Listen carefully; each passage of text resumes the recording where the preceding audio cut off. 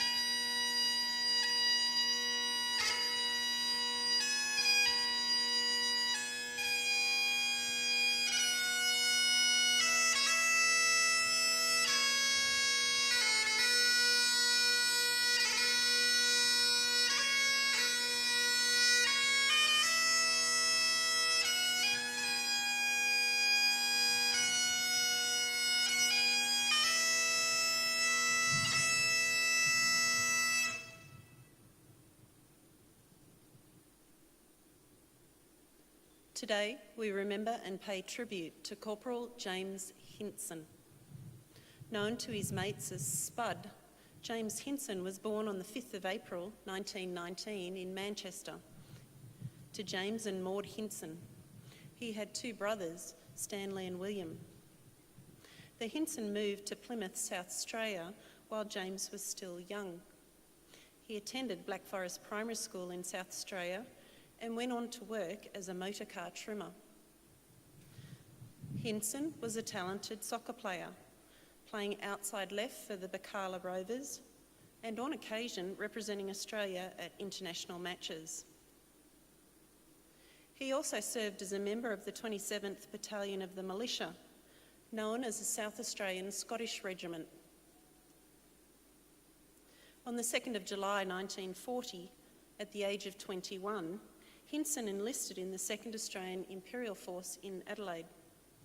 He joined the 248th Australian Infantry Battalion and did his initial training with the battalion at Woodside before sailing to the Middle East in November.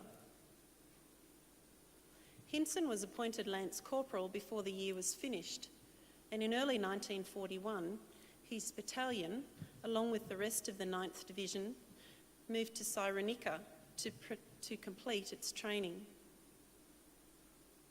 On the 9th of April, the 248th entered Tobruk's defences, helping to hold it for the next 8 months.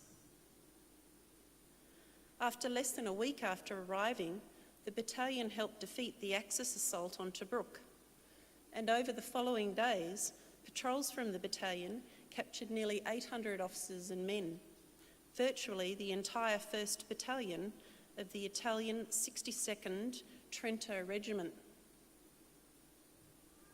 Hinson was promoted to acting corporal shortly afterwards and was confirmed in that rank a few months later. In August, Hinson contracted diarrhoea and had to be evacuated, first to hospital and then to a convalescent depot for rest and recuperation. He spent some time working with the 26th Australian Infantry Training Battalion before rejoining his unit in November. By July 1942, German and Italian forces had reached El Alamein in Egypt, and the 9th Division was rushed over from Syria to assist the British 8th Army. The orders for their first main attack were issued in early July. The 26th Brigade would advance along the coast and capture the feature known as Tel El Isa. Attacking just before dawn on the 10th of July, the 248th took its first objectives and captured about 400 prisoners.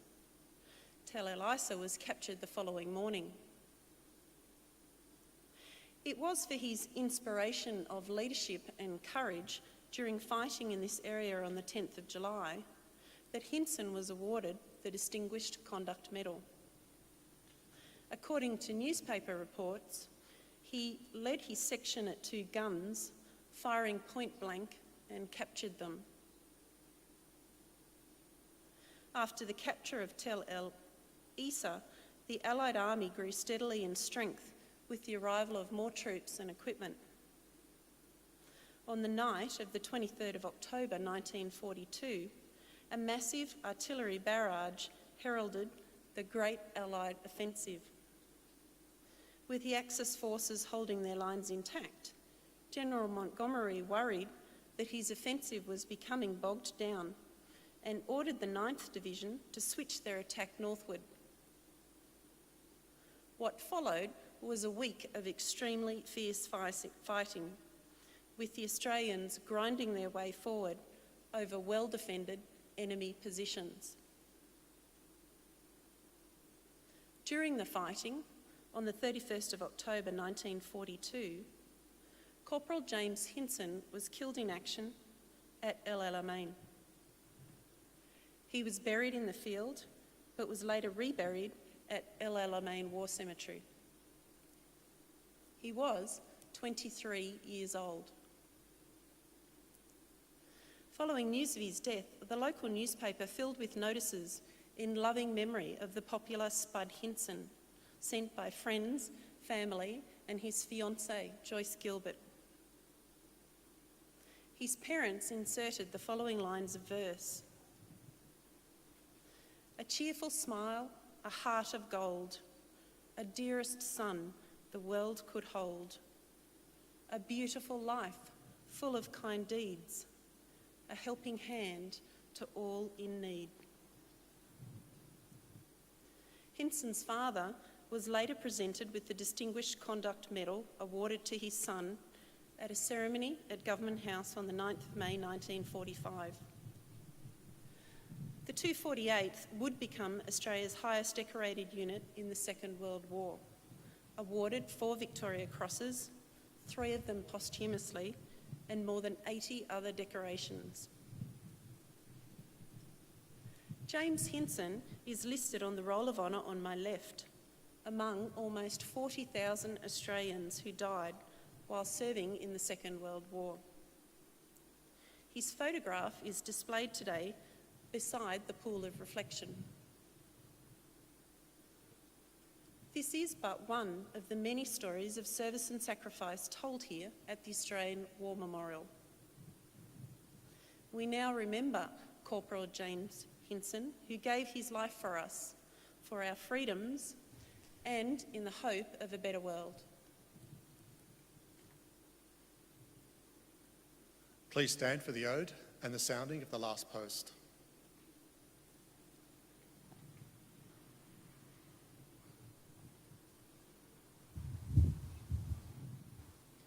They shall grow not old, as we that are left grow old. Age shall not weary them, nor the years condemn. At the going down of the sun, and in the morning, we will remember them.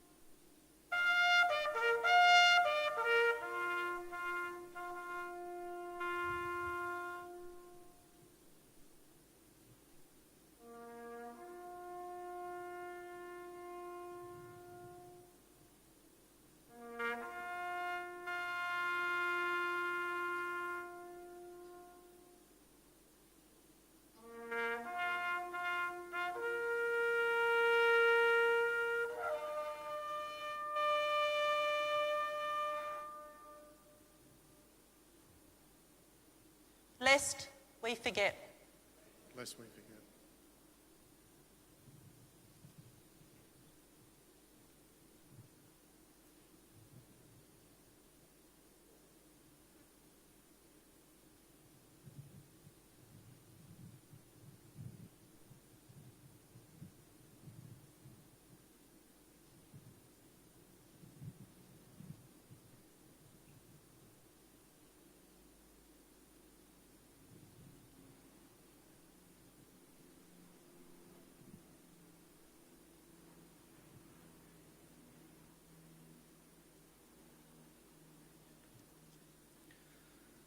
We leave you this evening with the words of the memorial's founder, Charles Bean. Many a man lying out there at Pozieres or in the low scrub at Gallipoli with his poor, tired senses barely working through the fever of his brain has thought in his last moments, well, it's over. But in Australia, they will be proud of this. Ladies and gentlemen, that concludes the last post ceremony. Thank you for visiting the Australian War Memorial, and we wish you all a very good evening.